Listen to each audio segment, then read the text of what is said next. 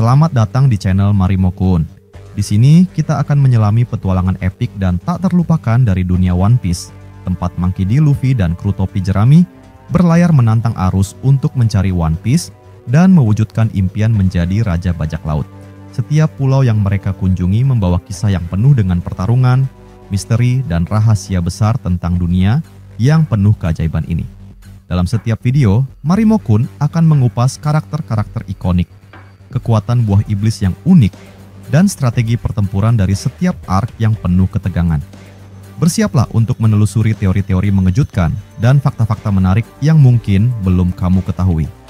Jadi, pastikan kamu sudah siap untuk menjelajahi dunia penuh warna dan petualangan yang luar biasa ini bersama kami. Jangan lupa subscribe dan aktifkan loncengnya agar kamu tidak ketinggalan setiap update terbaru tentang dunia One Piece. Baiklah, mari kita mulai.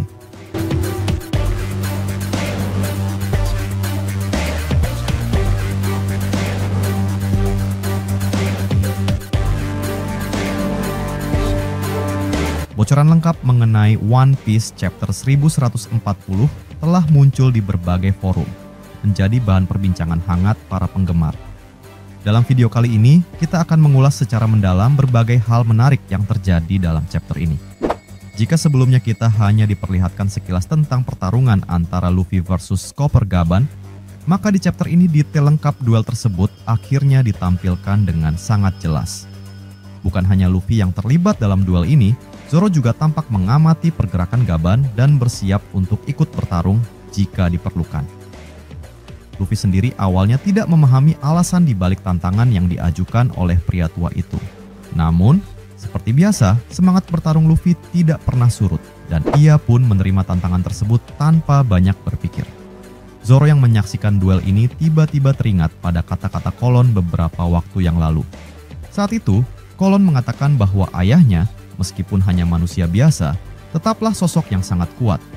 Kata-kata tersebut kini terasa semakin masuk akal bagi Zoro, terutama setelah melihat betapa lihainya Gaban dalam menghadapi Luffy.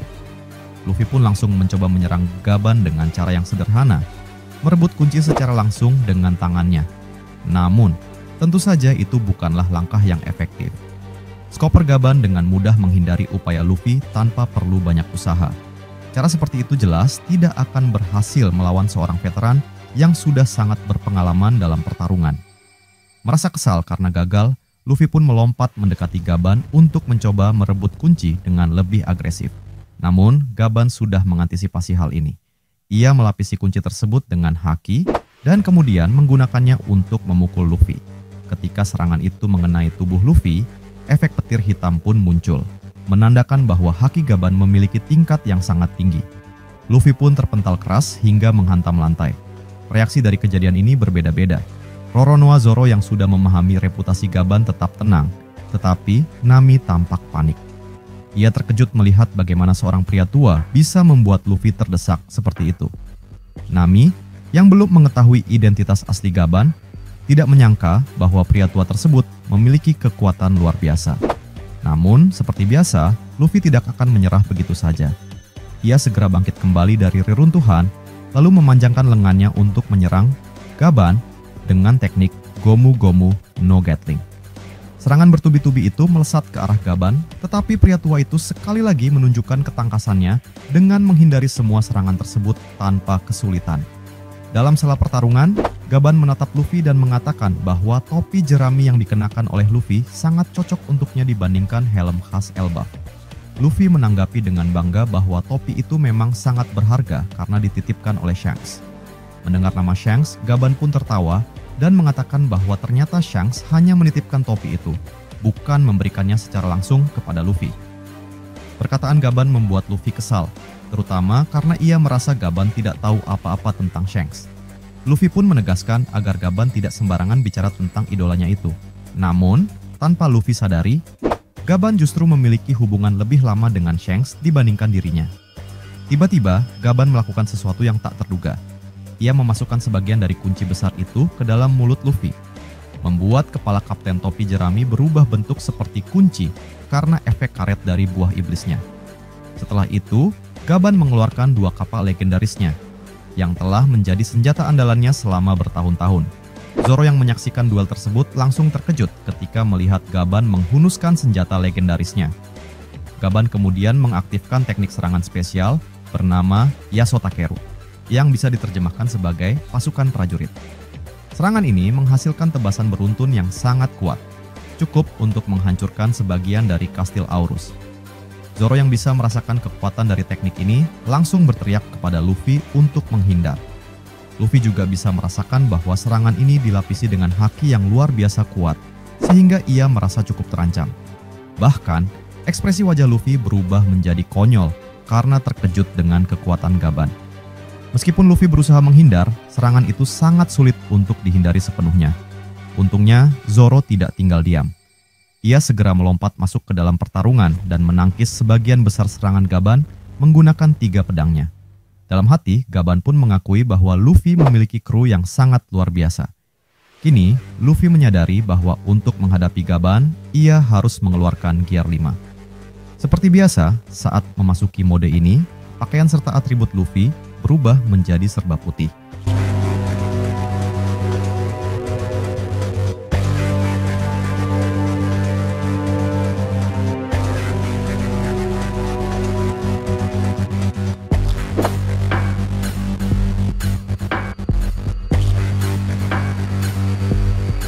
Di sisi lain, Zoro juga meningkatkan kekuatannya dengan mengaliri haki pada ketiga pedangnya, hingga efek petir hitam mulai muncul di sekelilingnya. Keduanya pun siap untuk bertarung bersama melawan Skopper Gaban. Namun, yang mengejutkan, tepat sebelum pertarungan bisa mencapai klimaksnya, Gaban tiba-tiba menghentikan pertarungan dan menyerahkan kunci Loki secara sukarela. Hal ini membuat Luffy dan Zoro, yang sudah dalam posisi menyerang, malah menabrak batu, karena tidak menyangka Gaban akan berhenti begitu saja. Gaban menjelaskan bahwa sejak awal ia tidak berniat bertarung habis-habisan. Ia hanya ingin menguji Luffy dan melihat secara langsung bentuk Nika putih. Setelah puas dengan apa yang ia saksikan, Gaban tidak ingin membuang energi lebih banyak lagi. Sebelum pergi, Gaban memberikan pesan kepada Luffy dan Zoro. Ia mengatakan bahwa jika mereka kembali ke Elbaf dalam kondisi aman, maka mereka bisa menemuinya lagi. Ini menjadi indikasi kuat bahwa Gaban mungkin akan menjadi mentor bagi Luffy dan Zoro di masa depan. Jika dulu Luffy dan Zoro memiliki guru yang berbeda, Luffy dilatih oleh Rayleigh dan Zoro oleh Mihawk, maka kali ini mereka mungkin akan berlatih bersama di bawah bimbingan Skopper Gaban.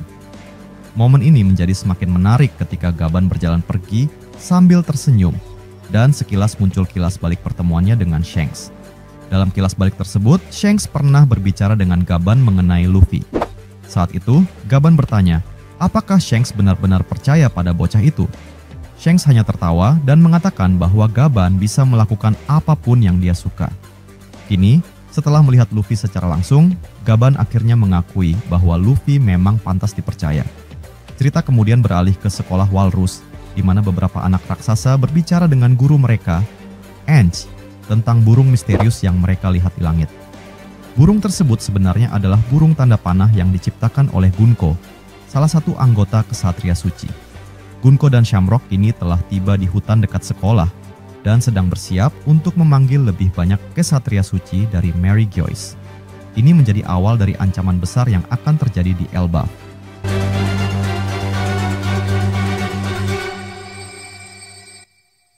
Munculnya ancaman baru, Ksatria Suci dan misteri lingkaran sihir.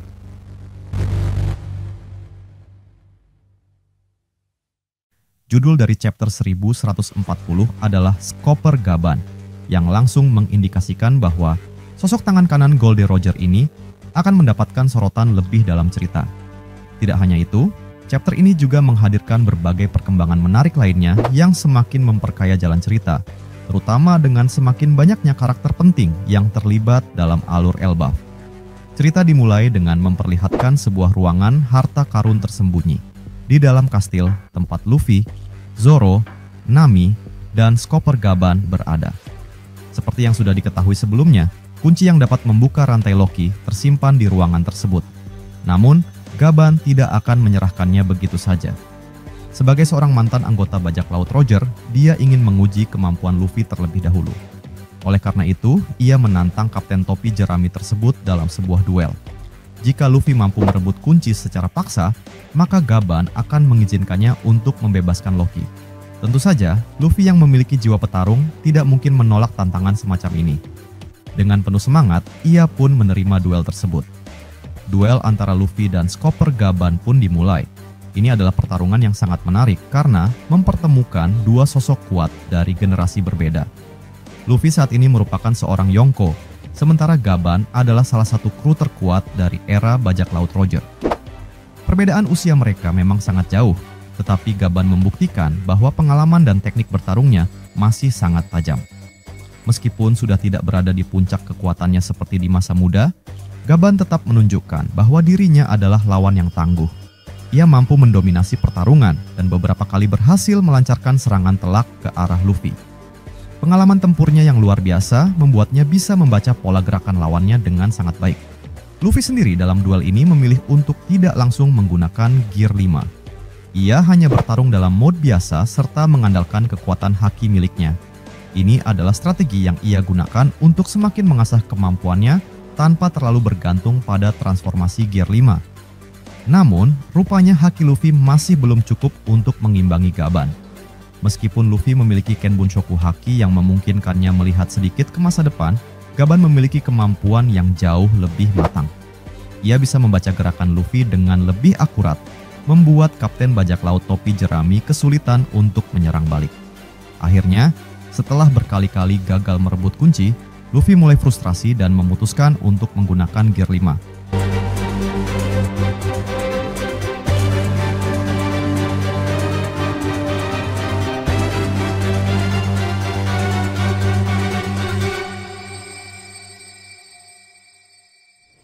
Namun, sebelum pertarungan bisa mencapai puncaknya, Chopper Gaban tiba-tiba memutuskan untuk menghentikannya. Ia secara sukarela menyerahkan kunci Loki kepada Luffy dan Zoro. Keputusan ini tentu mengejutkan, tetapi ternyata ada alasan kuat di baliknya. Gaban sebenarnya tidak bertarung untuk mengalahkan Luffy, melainkan hanya ingin mengujinya dan melihat langsung kekuatan sejati sang Nika Putih. Setelah merasa cukup puas dengan apa yang ia lihat, Gaban tidak ingin membuang tenaga lebih banyak lagi, terutama karena ia menyadari bahwa ada bahaya besar yang sedang mengintai di luar kastil. Sementara itu, di lokasi lain yang masih berada di sekitar Elbaf, dua tokoh misterius diperkenalkan, Shamrock dan Gunko. Keduanya merupakan bagian dari kelompok elit kesatria suci yang berafiliasi dengan pemerintah dunia. Gunko menggunakan teknik sihir pemanggilan dengan lingkaran sihir Abyss yang memungkinkan mereka untuk menghadirkan lebih banyak kesatria suci dari Mary Joyce. Teknik ini sangat efektif karena memungkinkan transportasi instan bagi para elit dunia tersebut. Lingkaran Abyss sendiri memiliki makna filosofis yang mendalam, sering dikaitkan dengan konsep kehampaan dan kegelapan, serta mitologi dunia bawah seperti neraka. Dua kesatria suci baru yang dipanggil ke Elbaf adalah 1. Saint Shepard Sommers, seorang pria besar dengan rambut panjang, janggut tebal, serta mengenakan kacamata. Ia berasal dari keluarga Shepard, keluarga yang sama dengan salah satu Gorosei, Jupiter. 2. Saint Lemotif Gillingham, berasal dari keluarga Lemotif yang baru pertama kali diperkenalkan dalam cerita. Yang menarik, Gillingham muncul dalam bentuk hybrid Zoan yang menyerupai Kirin, makhluk mitologi dari Jepang dan Tiongkok. Hal ini menunjukkan bahwa ia mungkin memiliki buah iblis Zoan mitologis yang berhubungan dengan Kirin. Dengan kemunculan Gillingham, kini sudah ada 3 kesatria suci yang diketahui memiliki kekuatan buah iblis. 1. Gunko memiliki buah iblis Paramitya Aroaron no Mi yang memungkinkannya mengendalikan tanda panah. 2. Shamrock menggunakan pedang yang telah dipadukan dengan buah iblis Mythical Zoan Cerberus yang telah mencapai mode awakening. 3. Gillingham kemungkinan besar memakan buah iblis Mythical Zoan Kirin. Sementara itu, kekuatan Saint Shepard Sommers masih menjadi misteri, tetapi dari pola melingkar yang muncul di belakangnya, dapat disimpulkan bahwa ia juga memiliki buah iblis. Shamrock tampak terkejut ketika 2 kesatria suci muncul, karena ia hanya meminta 1 orang saja untuk datang ke Elbaf. Gillingham kemudian menjelaskan bahwa ia datang untuk menggantikan Shamrock, karena Shamrock harus segera kembali ke Mary Joyce untuk menjalankan misi lain. Ada 2 kemungkinan besar mengenai misi baru Shamrock. 1. Melawan pasukan revolusi. Pemerintah dunia semakin khawatir dengan pergerakan kelompok revolusi, terutama karena aksi mereka sudah mulai mengganggu keseimbangan kekuasaan. Jika ini benar, kemungkinan Shamrock akan bertarung melawan Monkey D. Dragon. 2. Berhubungan dengan Shanks, Shamrock memiliki kemiripan dengan Shanks, dan teori yang beredar menyebutkan bahwa mereka adalah saudara kembar. Jika misinya berhubungan dengan Shanks, maka kita mungkin akan melihat pertarungan antara dua individu yang memiliki keterikatan khusus. Selain itu, para kesatria suci juga memiliki rencana untuk melakukan permainan berburu di Elbaf, seperti yang pernah mereka lakukan di Pulau God Valley. Ini adalah strategi pemerintah dunia untuk menaklukkan para raksasa di Elbaf, tetapi tentu saja hal ini tidak akan berjalan semudah yang mereka kira. Dengan keberadaan bajak laut topi jerami, Skopper Gaban, dan kemungkinan keterlibatan Loki setelah bebas, chapter 1140 menjadi pembuka bagi konflik besar yang akan terjadi di Elbaf. Kesimpulannya, chapter ini tidak hanya menghadirkan pertarungan seru antara Luffy dan Skopper Gaban, tetapi juga memperkenalkan ancaman baru yang akan semakin memperumit situasi di Elbaf.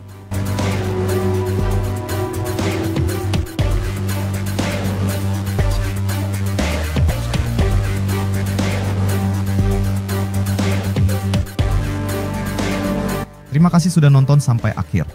Jangan lupa kasih like kalau kalian suka konten ini, share ke teman-teman kalian yang juga suka One Piece, dan tentunya subscribe biar kalian nggak ketinggalan video terbaru dari Marimo Kun. Kalau ada teori, fakta, atau topik lain seputar One Piece yang kalian pengen kita bahas, langsung tulis aja di kolom komentar. Sampai jumpa di pembahasan berikutnya, dan teruslah berlayar bersama kru Mugiwara. Salam nakama.